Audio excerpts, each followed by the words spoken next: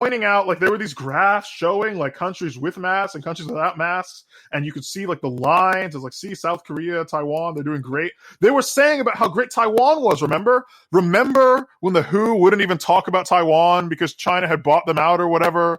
And people were saying, oh, the UN is evilly, carrying out the policies of Richard Nixon from the 1970s by recognizing the People's Republic of China and not Taiwan. And Taiwan's doing so well. Why can't we be like them? Like, do you know what like them means? It means everybody wears a mask, dummy. And we knew that. We knew that at the time. And then at some point, they got really stupid. They were saying, actually, masks are socialism. Once the left pivoted, the right suddenly decided that they didn't want to wear a mask. It was very dumb. I think what should have happened back when this shit first started was you would have had somebody like Greg Gutfeld on Fox News. Like, I don't know, Dan, how well you know Fox News' lineup. Mm-hmm. Yeah, Greg Gutfeld just walking around, like, he just shows up or wearing a mask, and then he takes people around on a tour of the Fox News offices, and everybody's at work wearing a mask, and they just interview, like, the janitor or whatever, and they say, hey, I see that you are here at work, and the guy's like, yeah, I'm an adult, I have bills to pay. And then the guy's like, oh, and then Greg says, oh, but I noticed you're also wearing this mask. I was like, of course I'm wearing a mask. There's a pandemic going around, and I care about my safety and the safety of others. I also carry a gun when I walk around too. And then Gutfeld says, oh, don't you want to just stay inside and, indefinitely while the government just writes you a check or whatever? And then everybody just laughs. It's like, oh, is someone a libtard? The public health benefits of that strategy would have been immense. Do you agree, Dan? Or? But you shut up, man. No, I don't agree. I don't think the mask thing is ridiculous. I mean, people want to wear masks, they can wear masks. That's fine. But the idea that the mask is like, that we have any real reason to believe that this is going to help, I think is just wishful thinking. I mean, we can look at countries where mask wearing is common part of the culture during flu season. I mean, yeah, like most Asian countries, which got savaged. Right. I mean, there is a lot of empirical evidence to lead us to the conclusion. As an Austrian, I don't believe in empiricism, but if you were someone who did believe in empiricism, there's a lot of evidence that strongly suggests that wearing a mask slows the spread of viruses. Why would we want to slow the spread? Why contain it? Let it spill out into the streets and something. I haven't actually played Deus Ex, but some people have, and they'll sort of understand that reference. Well, I don't understand. Why would we want to slow the spread? I don't know, to flatten the curve? Who knows? What's the point of that? Yeah, all right. Sorry, Dad. My heart's not in it for this. I don't understand. These are just things where I feel like we've just bought a bunch of assumptions that we're not even thinking about. So I don't understand why I'm supposed to be wearing a mask, and then people say, "Oh, it's so we don't get sick." Well, why should our goal be not to get sick with this thing that is going to get everybody sick eventually? Apparently, we think we can run from it forever. Is that the plan? Really? Come on, you apes! Do you want to live forever? I don't know. I just think it's. I don't know. Civic-mindedness. Here's the deal. Fauci says wear a mask, so I say don't. And if tomorrow he says not to, I'm going to tell you to put it on. Yes. And everybody else, I want you to know. I just react to things. I just react to what's going on. Okay? I want you to know, audience, that I, Marcel, am pro wearing masks, but for like in a cool right-wing way, instead of a cringe left-wing way. Oh yeah, he wears a mask, but it's like an Immortan Joe mask or a Bane mask. Speaking of, so Ruth Bader Ginsburg died, Trump has COVID, and 2020 really came out swinging this week. Took a shot at the throne. Yeah, because Ron Paul actually had a stroke, but it was very minor because it was during a live stream. So people saw it right as it happened. He was rushed to the hospital immediately, and he lived. He was, as far as I can tell, perfectly fine. Yeah, the live stream probably saved his life. Yes, that's right. Because, like you said, within 10 seconds, everyone knew what was going on, and they were able to get him to hospital. They probably pumped him full of clot blockers, and he was good. Yeah. So he's not in a wheelchair or anything. He's back. He was back doing. I think it happened on Friday. Back doing the Liberty Report Monday. Yes. Fucking nuts. And when he had a stroke, he was in the middle of talking about I think the last thing he would have said if he had died during that stroke was "free market economists." And then he started to garble his words. He died with the free market on his lips. And then, exactly. And then he had this confused look on his face, like, "What the fuck?"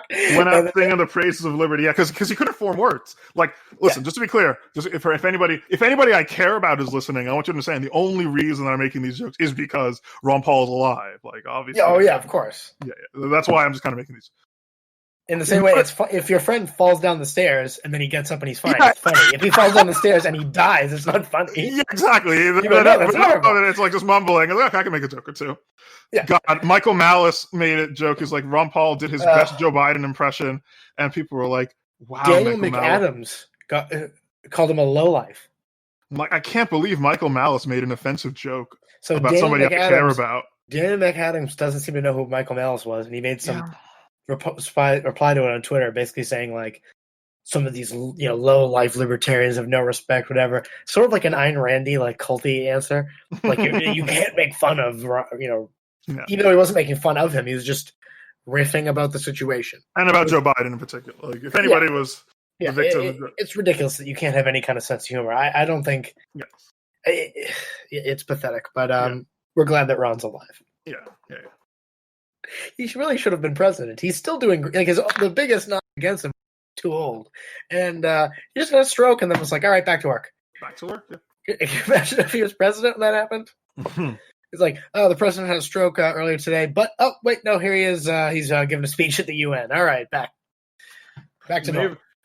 Some of you may have noticed I've just been shot. Anyway. Yeah, exactly.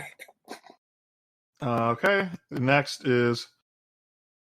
Oh, you know what? I think it's best that we just skip that next topic and the topic after that. Oh, he's riled up. Yeah, no. Okay. Dan, do you have any media to review?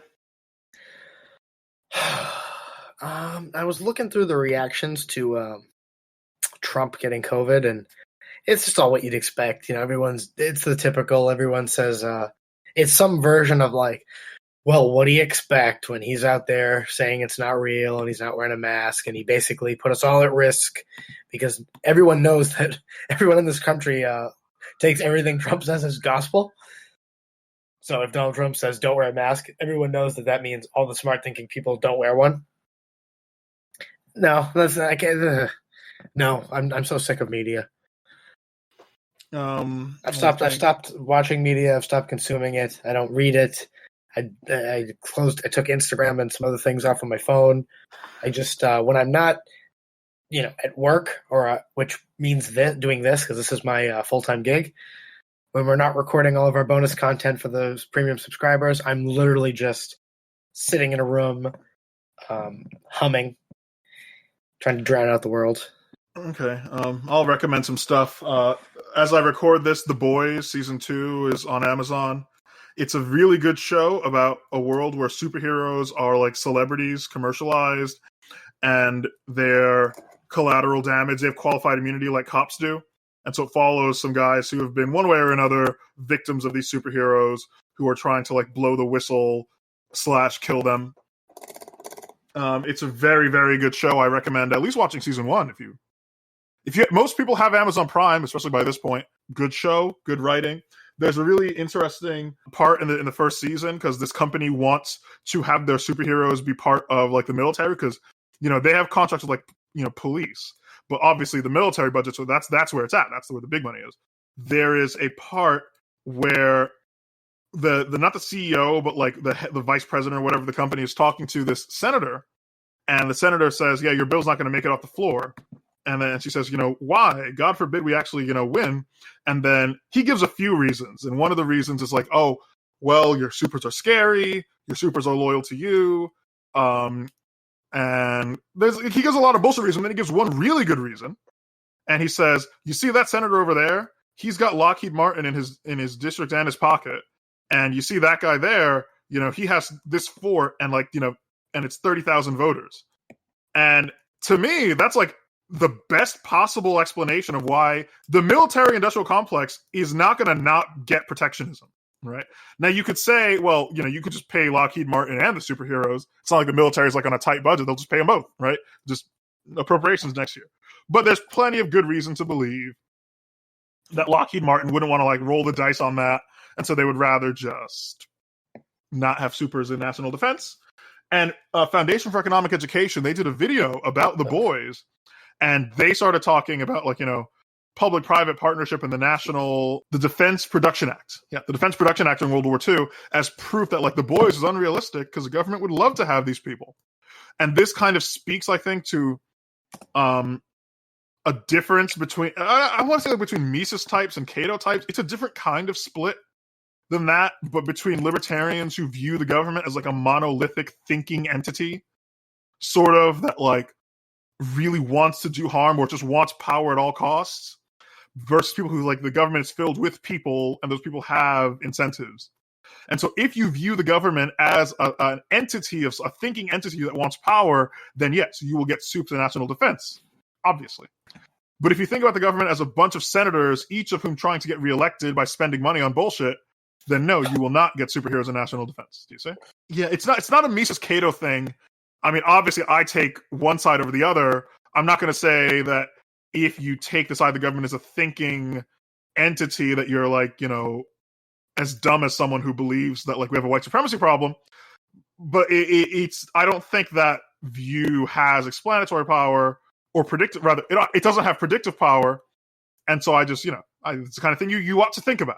If you are one of those kinds of people, I think you should, you know, think about the gaps in that sort of reasoning.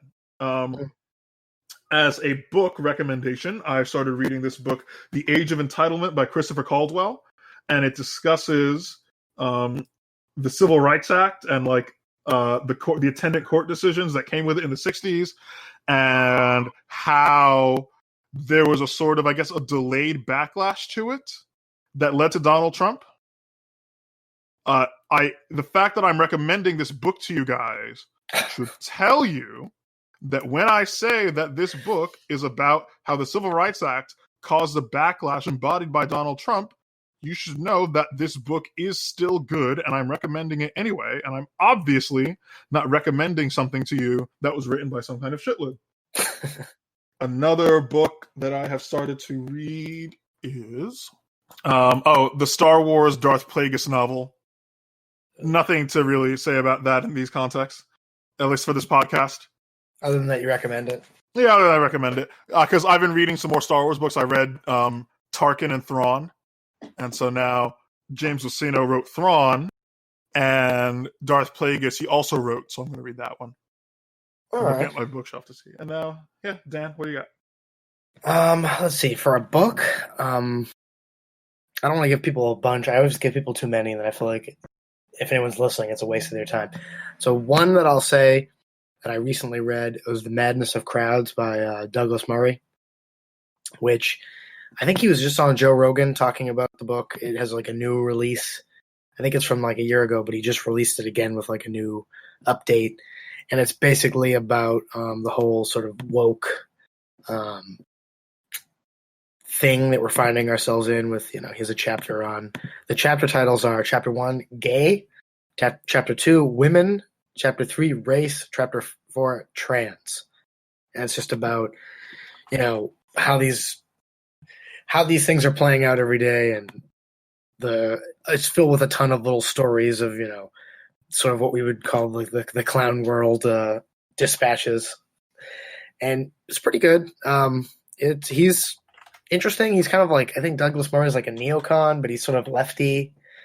He's an atheist and he's gay, but he's also saying like, you know, he's a defender of, you know, somewhat a tepid defender of like Western society, which is a bit of a, you know, contradiction, but he walks that line. He's British, so there's always contradictions there.